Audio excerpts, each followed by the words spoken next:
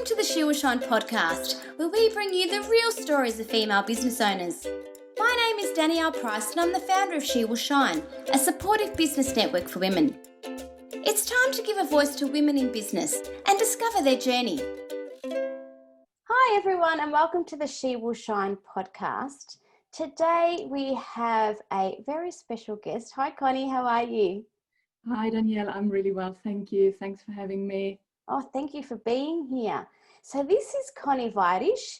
She is a Master's Qualified Art Therapist and Creative Coach at Sensemaking Space. And today, Conny is going to talk to us about dealing with uncertainty and tackling that with what we've sort of found ourselves in with COVID-19 at the moment. So thank you for being here, Conny, and helping us through this very strange time. Thank you. It's my pleasure. Why does the word uncertain and the uncertainty that we're finding ourselves in make us feel so uncomfortable? Well, basically, our brain is wired in a way that it looks for safety and certainty. Our brain likes to know what's around the next corner. And if you think back to sort of hunter-gatherer times, that was a real survival skill to have as much safety in our lives as we possibly can. So uncertainty obviously removes that knowing what's around the corner. And our brain is therefore fearful in those situations. It feels anxiety rising, it's getting nervous, it's expecting danger, and therefore it reacts in different ways to tackle that uncertainty. And ideally it wants to get rid of it. But that's not really possible. So we need to learn to be with uncertainty and to regulate ourselves in that space. Is that why we love routine so much, Conny? You know, we know that what's coming next and what happens after that.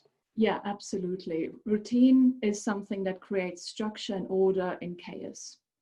And therefore we love it. I mean, it really also makes the flow of a day a lot easier, particularly if you've got lots on or you've got lots to juggle. But if you really boil it down, routine means structure, order, predictability, and all that equals a greater sense or perception of safety for our brains. Yeah, and having control over all of that's to come. Yeah. What about people talk about resilience and how important that is, especially when you're raising children, raise resilient children. How is that something that could help us now, or something that we need to learn more of?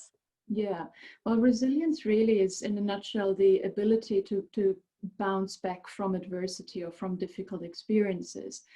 And something like COVID-19, of course, is a really challenging experience. So the more resilience we have, the easier it'll be for us to navigate these challenging and uncertain times. That's why we try to instill it into our children right from when they're growing up. But it's really important to know that resilience is something we can learn. So it's not something you have or don't have. It's like a muscle that you can train and you can strengthen it. And the more resilient you are, the better you've equipped your brain to respond well to that fear response it experiences when it faces uncertainty or challenge. So Conny, is resilience something that we can get better at?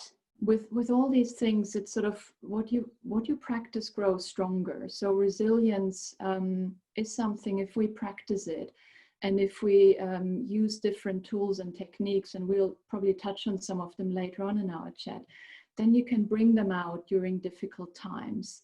And what resilience does, it's almost like, I like the metaphor of an anchor. It really anchors you. And if you imagine I'm like a little boat, I can drop anchor and that keeps me in place. But because that anchor is connected through a rope or a chain, that's quite a flexible connection. So I can roll with the waves. If a storm comes up, that anchor is still going to hold me in place, but I can sort of roll with the stormy sea around me. And if you think about that connection, if that were a steel rod, inflexible, then the smallest wave would wash over my boat. And it's the same with resilience. If I've got that flexibility to respond to uncertainty, to accept difficulties, to accept that pain and struggling is part of life, then I can sort of roll with the punches in a far more flexible way. So is that the first step, Connie? Sort of learning to flex that resilient muscle, as people say? Yeah, it is. It is a really important step. So I think just trying to stay flexible and trying to accept that difficulty is part of life, and we cannot outrun it. We cannot outthink it. We can't analyze things more and more just to have certainty, but just sort of welcome that as part in our lives and meet it with curiosity. So if I can face a challenging situation with curiosity, then that means that I'm sort of staying in what I call a well-regulated window. So I'm staying in that space where I can remain flexible, where I can be compassionate with myself, where I can stay connected with people. So we're talking about the mind and the body. Are we, with this particular technique, would that be mind or body? It would be both, because Yeah. initially I like to talk a little bit about the brain or the mind in that sense, because it's really helpful if we understand how our brain responds. And in a very simplistic way, you can think about having a thinking brain and a survival brain. So your thinking brain does exactly that. It thinks, it plans, it analyzes, it makes assumptions, it tries to forecast and predict the future. So when the thinking brain meets uncertainty, it will just make more plans, try to plug more information into it to fill the uncertain gaps and to create at least a sense of safety or certainty. Our survival brain is the far more ancient part of our brain and our emotional brain, and its only job is to help us survive. So what it does is it constantly scans our environment for safety and threat. And as soon as a situation seems more threatening or more dangerous than it seems safe, it falls back onto these animal instincts: fight, flight, or freeze. And then our thinking brain leaves the building. So it literally goes offline to save energy, and our survival brain takes over and pushes us into these instinctive responses. And as such, it's really important to try as much as possible to keep these two brains working as a team, because they're an exceptional team. When they work hand in hand, we are these powerful species. We can solve all sorts of problems. We can enjoy life. We can have great relationships. It's just when we get so stressed that our survival brain kicks off, basically, then we leave that window and we get either overly stressed in terms of fight-flight response, or we collapse and retreat in terms of a paralyzing response, a freeze response. So brain and body are both involved in how we tackle uncertainty, but because the survival brain takes over, we need to start with the body to help us feel safe again. You were just saying how the body, reacts in those two different ways. It kind of becomes paralyzed with the fear, or it just completely does the opposite and starts acting. And I think over probably the last 2 weeks in particular, I think I've done that about 10 times, up and down, going between the two. Yeah, and that's so great that you say that, because we talk about the window of tolerance, which is like a certain corridor. And if you are in that window where your thinking and survival brain are this fantastic team, then you're well regulated. But even in that window, you're not just flatlining, always sort of feeling the same. You're sort of fluctuating, so you are bobbing around a little bit. But every now and then you will leave that window. So you'll just either fly out at the top and go into that fight-flight response, or you drop through the bottom and you just think you just have to pull back from the world. And these responses are totally normal. So if you told me that over the last few weeks you had never felt that you'd left your window, I'd probably be a little bit suspicious, and I think that doesn't sound normal, because we all have left our window. And it's very often so that some of us fly out at the top, but then when we're exhausted, then we collapse at the bottom. So we're also going through these cycles. So as you describe, we will all have left our window at some point, and we will have done it numerous times. And sometimes it feels like we do it 10 times a day. Gosh, Yeah. that's so true. Yeah. Yeah. So what are some, what can we do to try and stay within that window? Yeah, so we can certainly practice techniques to notice where we are in that window and notice when we've left it, and then work first off with our body to bring us back into it. And there is a lovely quote which I absolutely adore by a therapist. Her name is Dana, and she says, "The world becomes safe one nervous system at a time." And I think that's so true, because we always think we can make the world safer by something we do or by pulling more information in, but it's actually our nervous system and our body that we need to befriend and connect with to make the world safe for ourselves. And then there is this ripple effect that if we are feeling safe in ourselves, and if we feel regulated, then that ripples on to our partners, to our friends, to our children. Our parenting becomes safer, our communities, the work world, sort of how we relate to our colleagues, how we lead, our teams become safer. So you've got this ripple effect. So going back to the world becomes safer one nervous system at a time, the first thing is to work with our body and our nervous system. And I always like to first off say that it's a very personal thing, your nervous system. How you respond is an individual, unique response. So you need to learn how you respond and pick things that support you. There isn't a silver bullet, and there isn't a 3-step approach that works for everyone. There is just like a pick and mix menu, and from that you choose the things that work for you and that feel most supportive for you.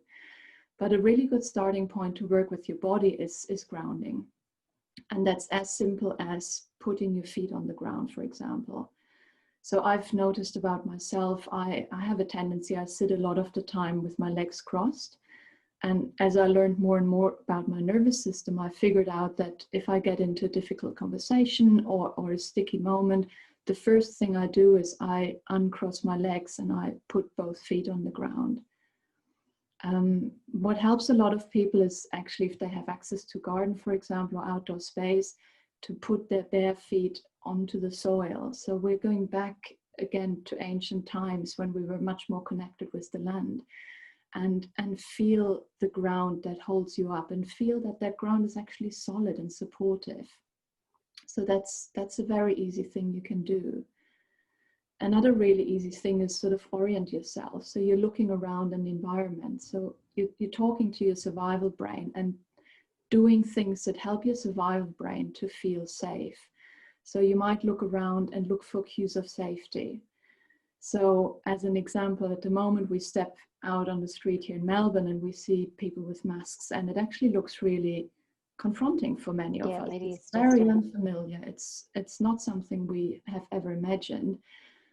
So try and trick yourself into seeing the mask not as unfamiliar and confronting, but as a sign of safety. Say, oh, I'm wearing a mask, that person's wearing a mask, we're keeping each other safe. Someone comes towards you and makes a wide berth around you, say, that person's giving me space.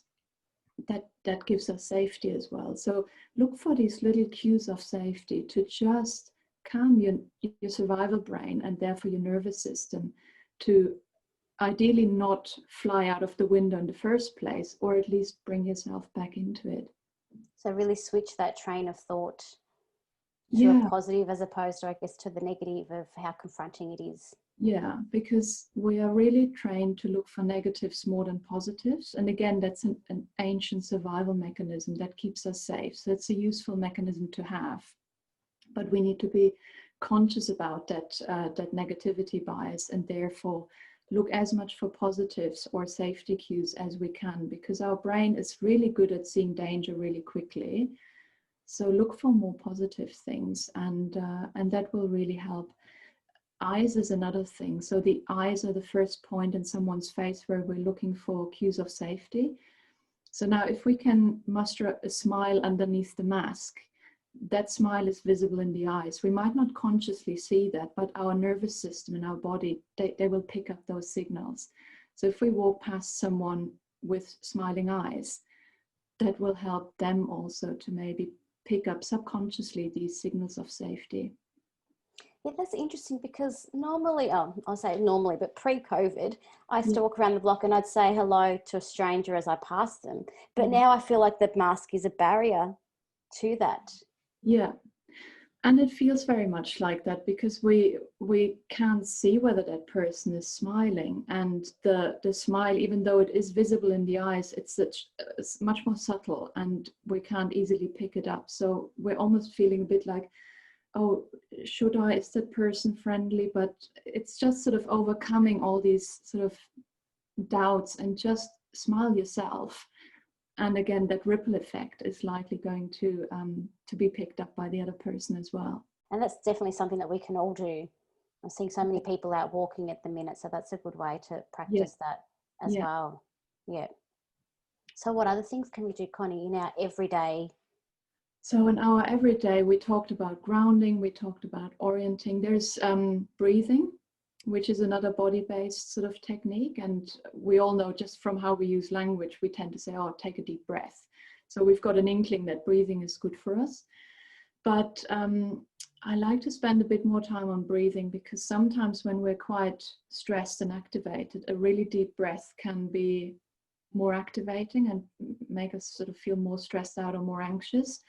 The trick about using breathing in your benefit or to support yourself is a long exhale. So when you want to connect with your breath, always try to make that exhale really long and soft and just drag it out that little bit longer than what feels natural. And simply that using that long exhale sends a message to your smoke detector in your brain that it's a safe situation, so you can use that exhale. But because I said it's so much about your personal nervous system, if that exhale doesn't feel good, you might try sighing, because just letting out a long, deep sigh uses this exhale without having to take that deep breath in the first place. So that's another thing, your breathing, that you can connect with. Should I warn my family? Because if I sigh, they normally think it's for something bad. Maybe you have to. Maybe just be really transparent. And it's even something you can experiment with your kids, I think. Just say, oh, let's just sit here and sigh. I've often done that when I was running group therapy, that initially you just, as a group, and it feels a bit weird, but if you just all do it and you hold it lightly, you just all let out a big sigh, and it just actually feels really, it just feels good in your body. And you can release, isn't it? Yeah. So those are body-based techniques. Yeah. What about mind-based techniques? So we hear about mindfulness, Yes. about meditation, that kind of thing. Does that come into play there? It does, and it comes into play because mindfulness in essence is just the intention to be in the present moment. Now again, thinking back to our thinking brain, what it does, it's constantly thinking about the future and making plans and making assumptions. Mindfulness stops you from thinking or worrying about the future, and it brings you to the present moment, dealing with what's right here, right now in front of you. Now, to access mindfulness, there are lots and lots of different exercises and techniques, but what I always say to people is you don't need to sit down quietly for 20 minutes each day. You can bring that attitude of paying attention to walking, to listening to someone, having a real deep conversation where you really listen without distractions and putting your phone far away. You can go for a mindful walk where you really feel your feet on the ground, where you look around at nature, where you tune in with your senses, pick up on birds singing maybe. So mindfulness can be something that you can weave beautifully into your everyday life. So it doesn't take that extra time, I guess, for those who are very busy at the minute. Yeah, that's so hard. We're even busier than normally, a lot of us at least, and we've got kids at home and all of that. So it's hard to find 10-20 minutes of really quiet space for yourself. But then try to just mindfully do an everyday chore or mindfully do a jigsaw puzzle with your kids. So you said sit and do a puzzle with your children mindfully, put the phone away. But that's the thing as well, isn't it? Because we're constantly surrounded by our loved ones, and literally our nearest and dearest are in the same four walls as us 24/7. How can this help us with those relationships and trying to be mindful of the other person going through the same uncertainty that we are, and trying to help each other through that? Yeah. Well, the thing about relationships is that we really depend on that co-regulation that happens in relationships. So there's a connection, like between you and myself, there's a connection even though on screen at the moment, and we're going to pick that up. So if you feel really stressed out, the best thing is just to be transparent and clear and just say to your family or loved ones, right now I'm just feeling really stressed out, because rather than them second guessing, they can then try to sort of help you just drop anchor again and to just calm your nervous system down. It can be by just doing something a bit funny and silly. So humor and laughter is a great stress release.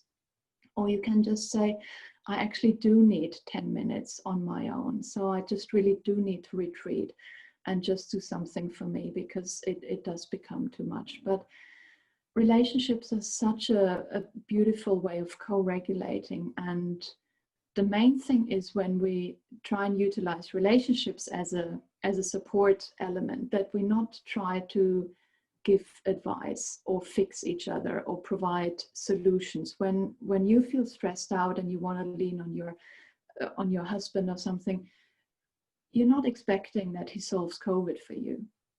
All you want is that he listens to you and that he sees you and he hears you. And that's all we need to do. So anyone who then comes up with 15 pieces of practical advice that really don't resonate for you, it's going to stress you out further. If you can call a friend and just say, God, I'm feeling really overwhelmed, I'm over that. And that person can only say, I hear you. They don't even have to say, oh, I feel the same, because then again, it takes away from you being seen and heard. Just saying, I hear you and I'm sitting with you and listening to that. And you will already feel your nervous system connecting to that person, and you will feel it calming down. I think that's the thing as well, reaching out to those people when you feel that way, rather than sort of going into the fetal position and just trying to deal with everything on your own. Reaching out to the support networks that you do have around you, just to have those conversations. Yeah. And you'll reach out without the expectation for anyone else to making you feel better or to solve it for you, just to be heard and seen, just for someone to say, yeah, I'm right with you. And that's all you need. So reaching out and even I'll briefly say that because we've been in a loneliness epidemic before COVID. So it's okay to reach out to your GP. It's okay to reach out to support helplines and have a chat. It's not something we can all deal with and solve ourselves. We need that co-regulation to survive. So reaching out and just saying to someone, I'm over it, I'm not okay, I'm feeling terrible today, it's getting to me, it's the first step. And I think there'll be more of that. I know personally the last 2 weeks have been the toughest. And I think as each week progresses, we're getting exhausted, I think. I'm just exhausted about everything that's going on right now. So it's learning these techniques that will help us to keep going. Yeah. And the thing is that even at the moment when everything feels really hard, a lot of the time we will still be in our window of tolerance. And that's the time to practice that, to just notice, how am I breathing right now? Am I grounded, or am I not feeling grounded? Practicing to notice little moments. So what am I doing mindfully as I'm making the bed? What am I doing mindfully as I'm writing my emails? Sitting at your desk and looking up for a moment and looking out the window and taking in nature. If we practice all these little things whilst we're fairly well regulated, then on the occasions when we catapult out of the window, we can connect with these skills so much more easily and much more quickly. And is there any other techniques that we can use that we can share with our listeners today, Conny? One thing around thoughts, maybe, because our brains are so busy producing thoughts at a time. And it's really important to just notice that thoughts are just thoughts and we can't control our thinking. So that's why I'm always getting really a bit icky when someone tells me like good vibes only or think happy thoughts, because I can't tell my brain what types of thoughts to think. But if I can notice that thoughts are not facts, they come and go, and that constant chatter that my mind produces is part of being alive, then I can start to accept that I can't control them. I focus on what I can control, which is my action and my behaviors, And the thoughts, I just have to let them go. And if someone struggles with that, there's a really easy trick, and that's just noticing a thought and then take the sentence, I'm having the thought that, and put it in front of that. So as an example, I could have the thought that my friend XYZ hasn't been checking in with me for 2 or 3 weeks now. They don't care about me. And then already that's personal and I'm getting upset. Or I'm just saying, I'm having the thought that that friend doesn't care about me. And I've put some distance between that thought and how I feel about that, because it's just a thought. I don't know that. It's not a fact. They might care hugely about me. They've just been busy. So I'm having a thought that is a great little distance creator between you and your thinking when it becomes unhelpful. Yeah, just sort of stepping back a little bit, isn't it? It is. And yeah, that's a great idea. I'm gonna write that in our show notes, Yeah. Connie, so that everyone can remember that one. Yeah. And if someone wanted to go further with this, someone feels like they need a little bit more help, is there a way that you'd be able to help them? Yeah, definitely. So at the moment, I do one-on-one sessions on Zoom. So I just work online at the moment, given restrictions. And people can contact me through my website. So if someone wants to understand a bit more around their typical nervous system responses and what it feels like to fly out of that window, learn more in depth about skills to bring themselves back into the window, to practice these skills, to develop like a personal support kit and something they can really lean on. People might also be curious about recurring pattern in their relationships or in their work, or how they respond to stress and get sort of more and more wired. So that's all stuff we can explore in terms of building greater self-awareness and building resilience and resilient practices. Yeah, definitely. Beautiful. Thank you so much for your time today, Connie. It's been fantastic talking to you, and I actually feel a little bit better because I'm noticing now my window of tolerance, and I like the idea that it's okay to rise above or below it, but at least to fall into that medium is my happy place. So at least I know that I can sway, but that I have that grounding now to kind of move through that. Yeah. It's so normal to sway, and it's even sometimes you'll wake up in the morning and you have a sense that your window is quite narrow today, and then you just need to be a little bit more gentle with yourself and need to give yourself a bit more time to do stuff and a bit more space. And other times you're on top of the world and you think, God, my window is like that, I'm really solid, and then you can challenge yourself more. But a lot is around building awareness, really. Yeah, and it really noticing how you're feeling and dealing with that and having the techniques to do that as well. Yeah, absolutely. Thank you so much, Connie. Thank you, Danielle. It was a pleasure to chat to you. Likewise. Thanks everyone for joining us. I know that I've gotten a lot out of that conversation with Connie, and we will definitely be adding some of the notes into the show notes so that you can also practice some of those techniques. Thanks so much. See you next time. Thanks for joining us. If you enjoyed this episode of the She Will Shine podcast, we invite you to check out shewillshine.com.au. She Will Shine is the essential support network you need to grow a thriving, meaningful business. We can help you grow your network, connect and develop genuine relationships, be supported and support others in building and growing a successful business on your terms. Say goodbye to working alone and become a member at shewillshine.com.au.